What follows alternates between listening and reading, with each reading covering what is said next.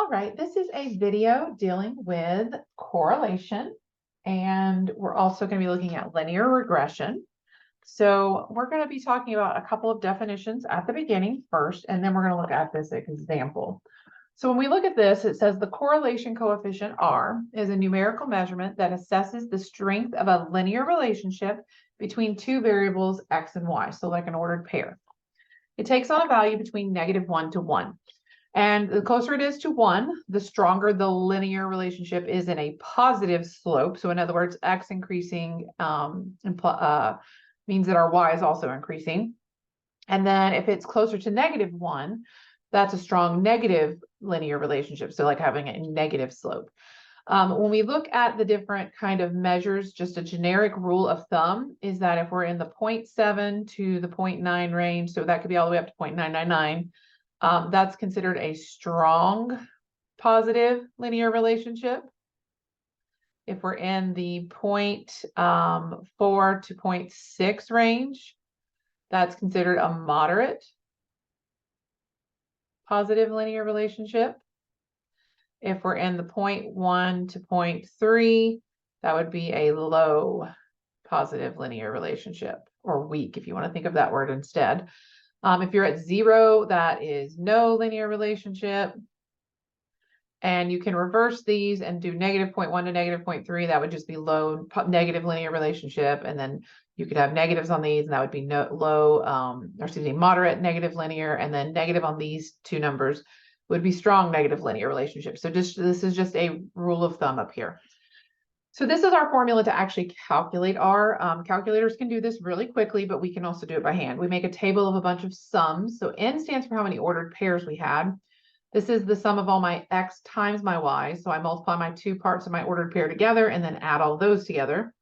This is the sum of all the X's times the sum of all the Y's. So notice you're summing individually and then multiplying, whereas this is multiplying and then summing. And on the bottom, we have two big square roots. They're very similar. One is for the X sums and the other one's for the Y's. This is the number of items or ordered pairs times the sum of all your X's squared. So you actually square all your X's first and then add them together, minus the sum of the X's. So you add all your X's together first and then we square it. And then we do the same thing for the Y's. Now we're going to work through one of these in a minute. And I highly recommend just working out the numerator and then the two interior parts of those radicals and then typing it into your calculator. A lurking variable is a variable that's sometimes known or unknown, and it can sometimes contribute to a strong correlation between X and Y. So you might see an R value that's pretty high, or if it's negative, it would be really close to -1. But that doesn't mean cause and effect. So correlation is not cause and effect. It's just saying we see a trend. The least squares criterion states that the sum of the squares of the vertical distances from the data point X, Y to the line. So if you think about all your scatter plot points and you draw like your best fit line, once we get it, we'll show you how to get that. The least squares line actually minimizes those distances from the scatter plot points to the least square line or the best fit line. So it makes it as small as possible. Formulas to find the least square equation yourself. Notice it is different than in algebra, where we usually call B the y-intercept and M the slope. In statistics, they like to do it their own way. So A is the y-intercept and B is the slope. Notice it's next to the X, and they also kind of write it funny. So if you would prefer to write it as BX plus A, that's fine too, because that's more of a standard kind of what we see the lines of equations of lines kind of written in more like MX plus y-intercept form. So to get that slope, which they're calling B in statistics, we do, notice it's the same numerator as the R formula, and then the denominator is just the interior part of that first square root in reference to the X's. So that'll give you your slope, excuse me. And then the y-intercept is, you have to have these two things.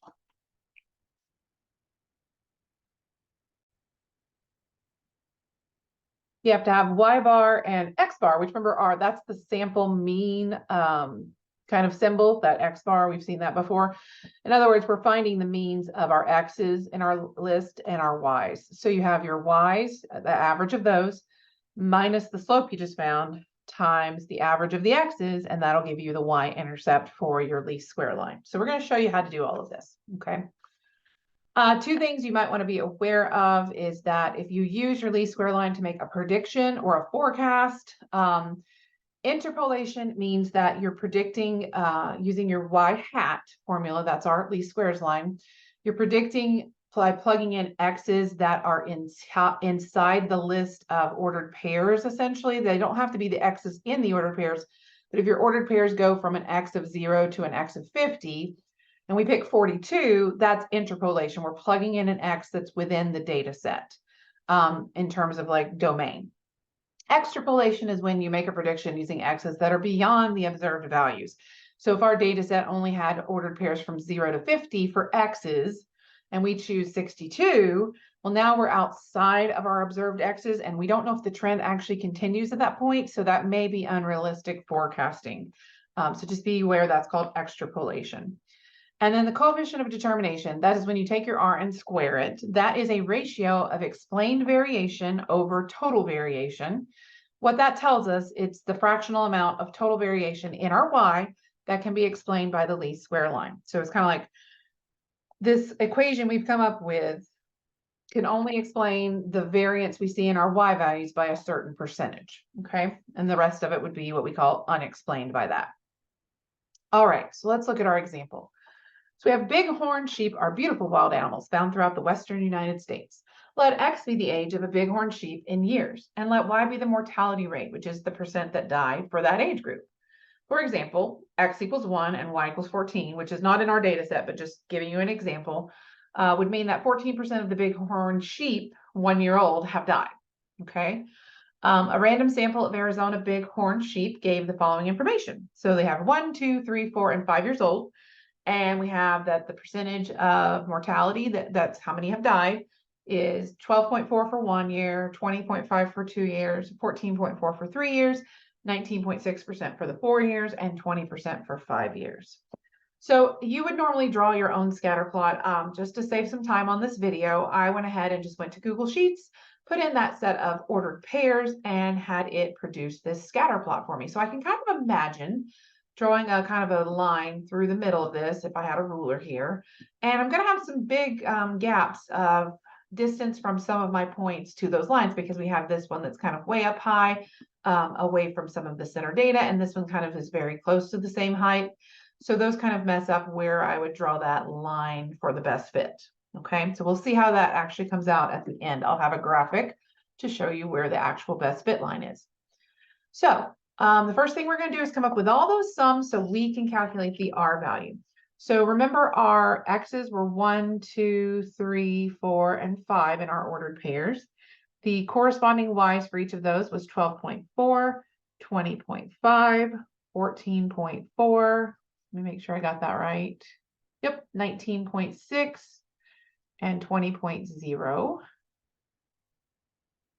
I summed these up and got 15. I summed up the Y's and I got 86.9. I'm going to go ahead and find my average for each of those. This is 15 is the sum divided by how many items we had in the list, which was 5. That would be the average of my X's is 3. For the Y's, I got 86.9, and we still had 5 of them. So if I divide that, I got that averages to about 17.38. We need these two values for the least square line equation later to get that Y-intercept. But to get our R, we're going to go ahead and finish this chart out. So if we square all of our X's, we'll get a 1, a 4, a 9, a 16, and a 25. If I sum that together, I got 55.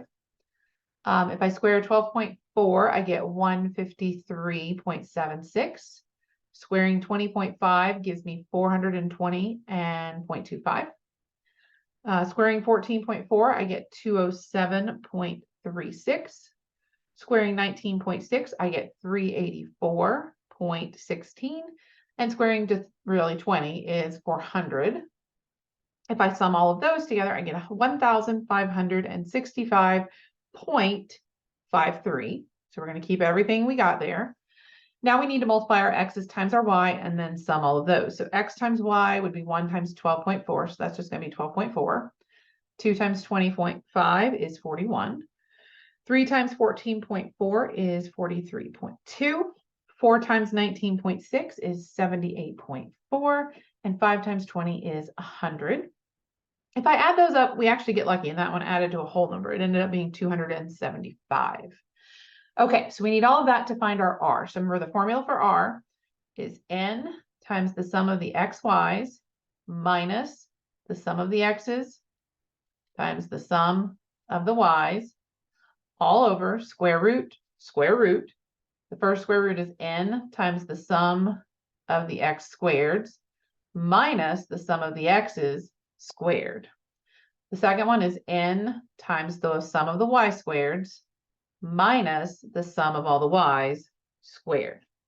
So let's plug in what we know. We had 5 ordered pairs, so it's going to be 5. The sum of the xy's was 275 from our table, minus the sum of the x's is 15, times the sum of the y's, which is 86.9, all over the square root, 5 items, the sum of the x squareds is 55, minus the sum of the x's squared would be 15 squared, so that's going to be 225, but we can write that first. For the next one, it's the 5 again. The sum of the y squared is that big decimal number, so 1565.53 minus, keep everything together, this one is the sum of the y squared, so 86.9 squared. Okay, so I'm going to pull up my calculator and we're going to do just each of those 3 parts. So 5 times 275 minus 15 times 86.9. I get the top of my fraction is a 71.5. Now I want the answer for that first square root. 5 times 55 is 275 minus 15 squared, which is 225, is 50. So that's first square root is the square root of 50. The second square root is not going to be as pretty because of the decimals. So we have 5 times 1565.53. And then minus from that 86.9 squared. And we get 276.04. Now I'm going to type that into my calculator using parentheses as needed. So 71.5 divided by, open a parentheses. I'm actually going to open another parentheses because I want it to make sure it gets the square root part correct. So that's 50 is going in its own square root, times, I need to do another parentheses for the next square root, 276.04, close parentheses. I have to push my square button after because it's a computer calculator, and then close that parentheses again. And that's going to come out to an R, if I round to 3 decimal places, as the directions above had said, that's going to be about R 0.609. Now, that's my R.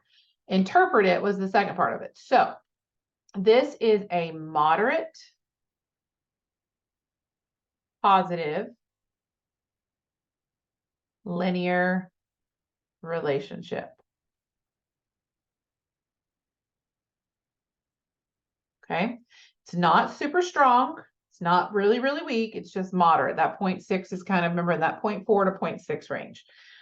So it's not as super strong. And that makes sense because if you look back, I told you when I was looking at the scatter plot, oh, this guy's pretty far off from the rest. This one's a little too close to a straight line. Now, if it was just this one removed, we could probably draw a much stronger linear correlation between the middle of all the other dots. But this guy is really far from where that best fit line would have been for that. So now we want to find the equation of the least squared line. So we're going to take our slope formula that we had in our notes parts first. The slope is B here. And that is, remember the formula for that is, it's the numerator we just did. So that part we won't have to recalculate. And then the bottom of it is just the interior of that x square root part. So the n times the sum of all the x's squared minus the sum of the x's squared. So we've already worked those out. We can just take those numbers from up here. You don't need to redo all of the writing this part in. We've already calculated most of that doing R. But we do want to actually get that as a value. So when I divided this, I got 1.43. Now to find my B, my y-intercept, which I always want to say B, it's just ingrained in me, that's our A. We have a formula for that. It's the average of the y's minus the slope we just found times the average of the x's. So we're going to go back up here and look at what we had. So the average of the y's, that was adding all my y's together and dividing by how many I had, which was 5. That was 17.38 minus my slope, which we just got as 1.43, times the average of all the x's, which was 3. And if we work that out, that comes out to 13.09. So they actually both came out to 2 decimal places, so we didn't need to round that. So my y hat, which is what we call our least square line, is, and I like to write it in regular kind of slope form. So I'm going to write my slope first. So 1.43x plus the 13.09. So there's my least squares equation line. Okay, now we want to find r squared, which is called the coefficient of determination, and write about what that means in terms of explained variation. So you just take your r and you square it. So we're going to take 0.609 and we're going to square it. So 0.609 times 0.609. Oops, I wrote subtract. 0.609. You can write your squared button, or you can actually do times 0.609. And we're going to round this to 3 decimal places. So that's 371. So 0.371. Now, what that means is, let's write a statement. The explained variation in our y hat, or in y, we can say y was the mortality rate as a percentage, trying to just give the units, is explained by the least squares line, 37.1%. I don't know if I want to say it exactly like that. Let's see. We're going to say it at the front for the percentage. 37.1% of the explained variation in the mortality rate is explained by the least squares line and the age of the bighorn sheep, the X variable. Okay, so that's a little bit nicer way of saying that. Okay, so the last two things is we're going to use this y hat equation to make a prediction, and we are interpolating here because we're using a value that's between the 1 to 5 years of age that our data set ran through. So we're going to put into that equation, which was 1.43x plus the 13.09. We're going to get a predicted mortality rate for the bighorn sheep that are about 2.3 years old. So if we plug that in, and remember, this will be a point on that least square line. It's kind of that where we think the best fit line for the scatter plot would be. So when I worked through this, I got 16.4% mortality rate.